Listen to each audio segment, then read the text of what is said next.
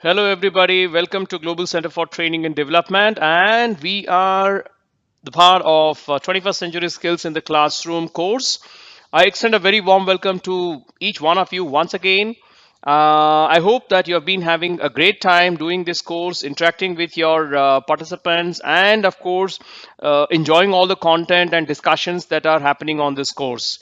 So, one of the most important aspects for us to know regarding this course is the relevance as to why we are talking about 21st century skills. It's been 18 years in this century, and I'm sure some of you started your teaching career just as many or probably even so many years lesser than these 18 years that we have been into this century. Now, there's a lot of change that has taken place in education in these last few years, and particularly in the last 5 to 10 years, technology has transformed the way education is happening. Take a look at this video. It's a very interesting one.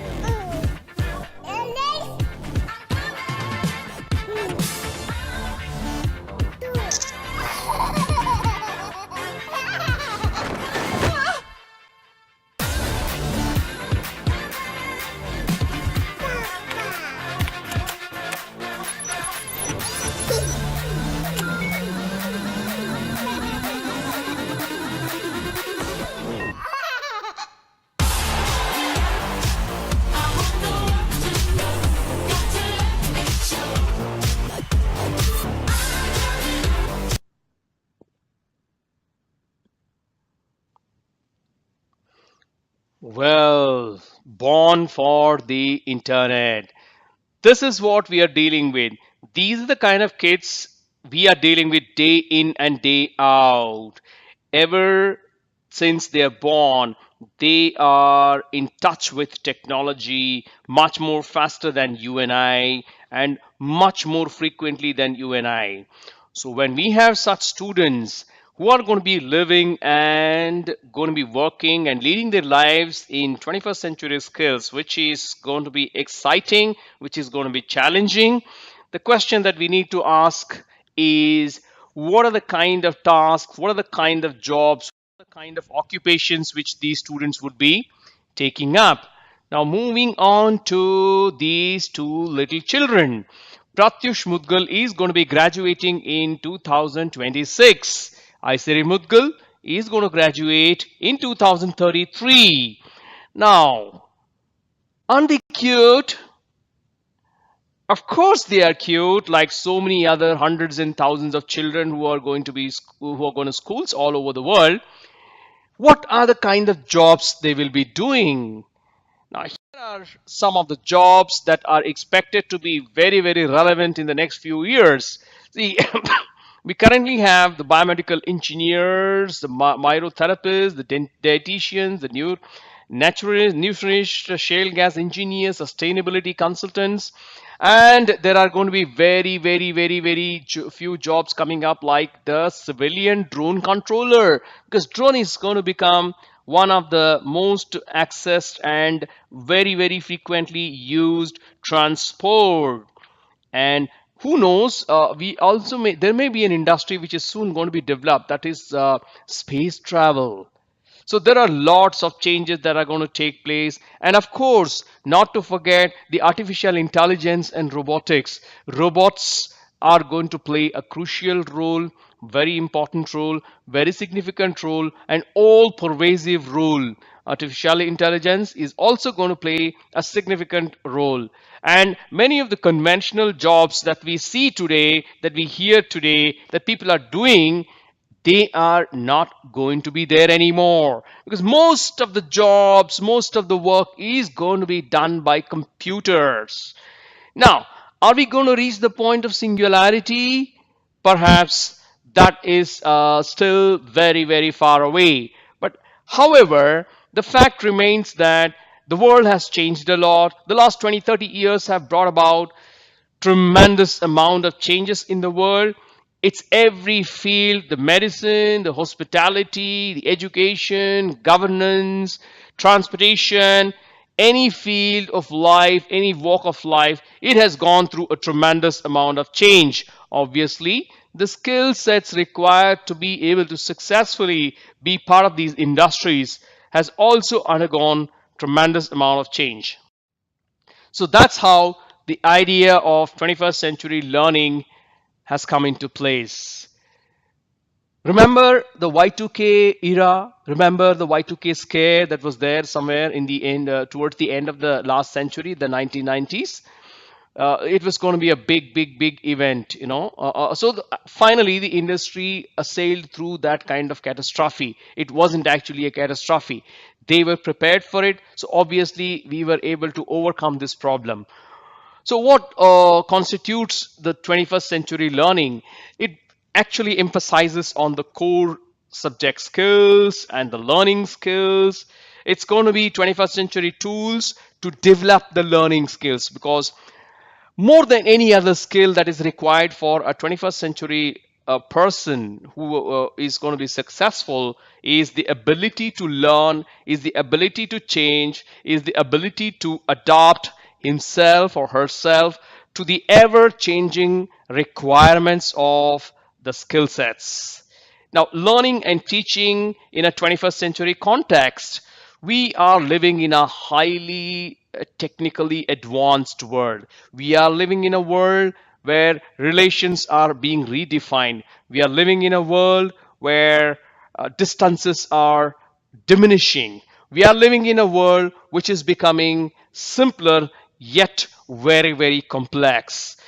We are not able to communicate with people who are next to us, but we are all over the world through social media. So we are going to be living in such a world. And the question is, are we teaching in this context?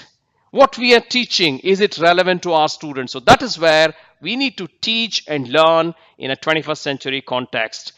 Teach and learn the 21st century content. Now, the content also has undergone changes. Remember Pluto?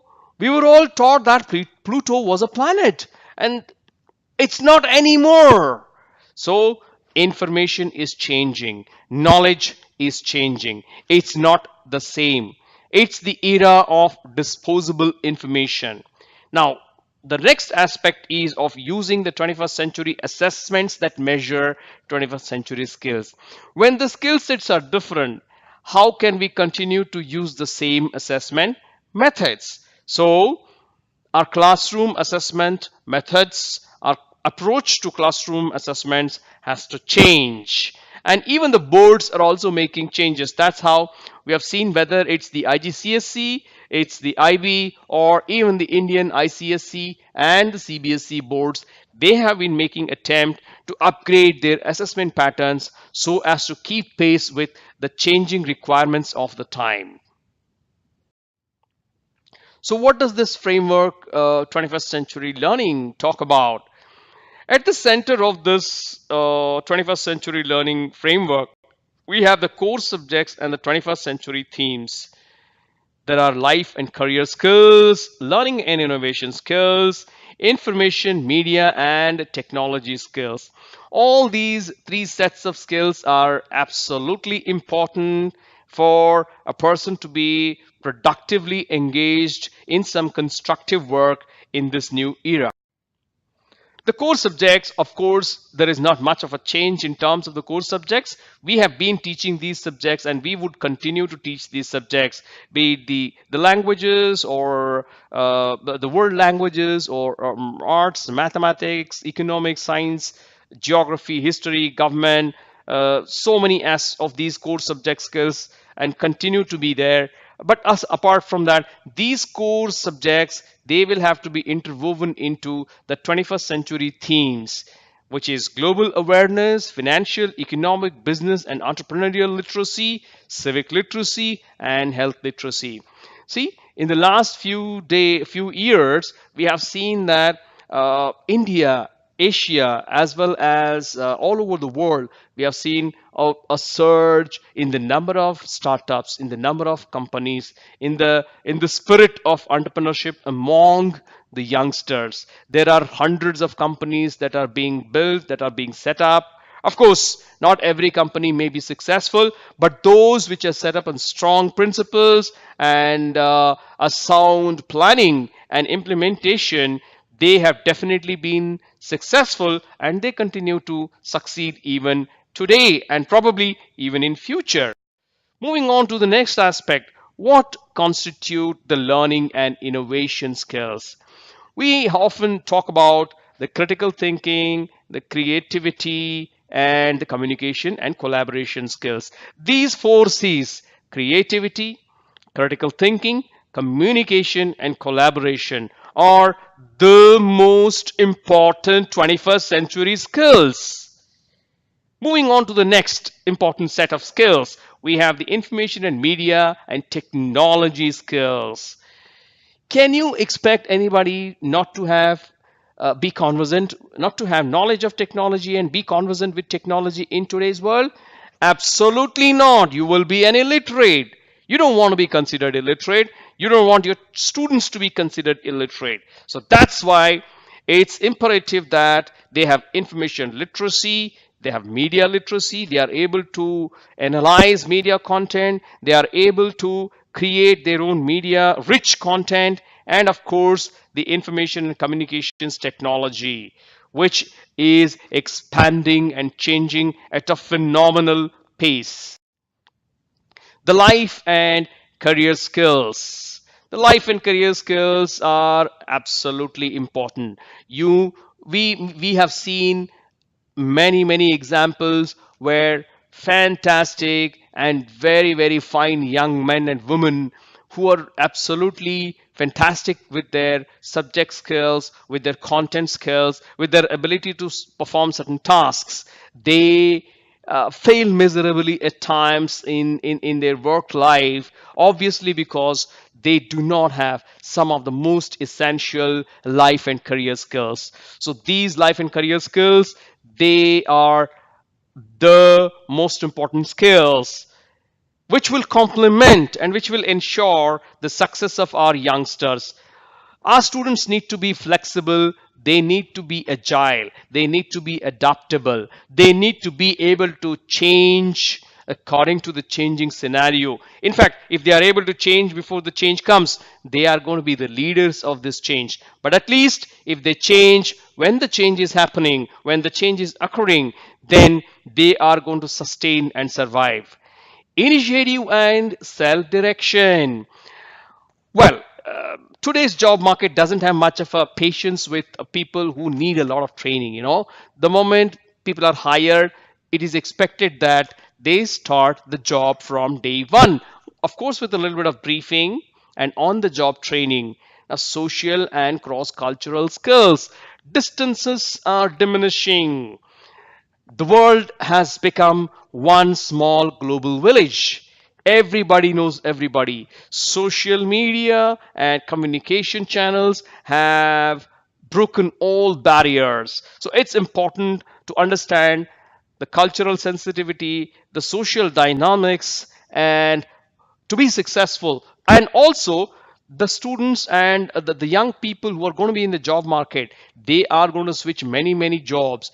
They are not only going to switch many jobs, they're also going to switch places from country to country, from continent to continent. They will keep on moving. So it is necessary that they develop the sensitivity, they develop the tolerance, and they develop these cross cultural skills. Productivity and accountability. Every task comes with responsibility. Every task comes with an expectation. So we have to make our students understand these aspects. Leadership and responsibility are all time skills which we expect, and we continue to deliver these skills to our students.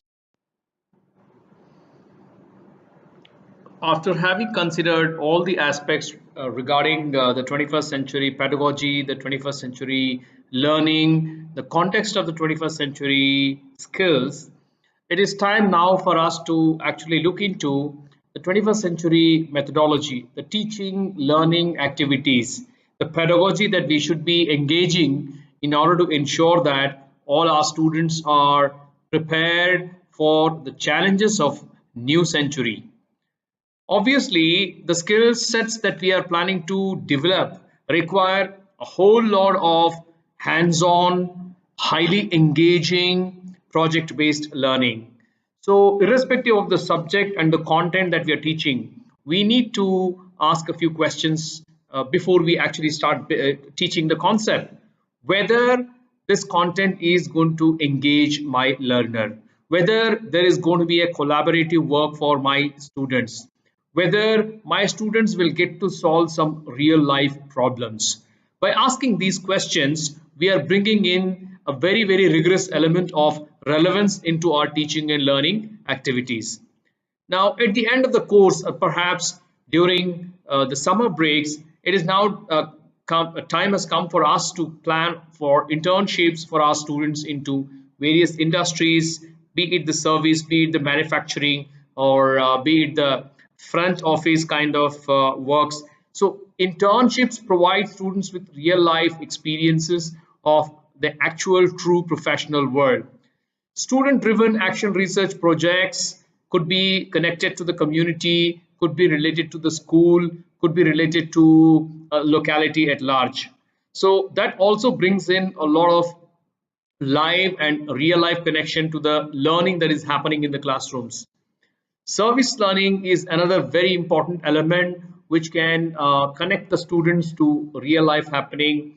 We all understand that the world is not equal. There are a few people in this world. We are not having the same kind of privileges, same kind of facilities. So by bringing an element of tolerance and understanding among our students, we would be able to develop the skills to be able to succeed in a highly diverse, multi-ethnic, multicultural, and multi-economic background society. Our students would be living and working in a world which is full of media. The digital mobile technology, digital photography, and digital videography has brought the power of content creation in the hands of everyone. Obviously, this would require that our students are exposed to media rich deliverables, media rich content. And that's how, even in learning their subject content, they need to be encouraged to make use of their creative abilities in creation of digital, audio, video, several other technical aspects. And obviously, technology is going to continue to play a significant role in today's world as well as in tomorrow's world. Our students would need to be very good at use of technology, not just the use of technology, not just the application of technology, but also creation of technology. Well, this is all for this lesson. We have several tasks lined up for you and I to be completing, and I wish you all the best ahead for the remaining part of the course. And I do hope to look forward to receiving a lot of interaction, a lot of comments by each one of you, and exchange of ideas by each one of you as a part of this course. So, ladies and gentlemen, very, very goodbye and see you again with a new lesson very soon.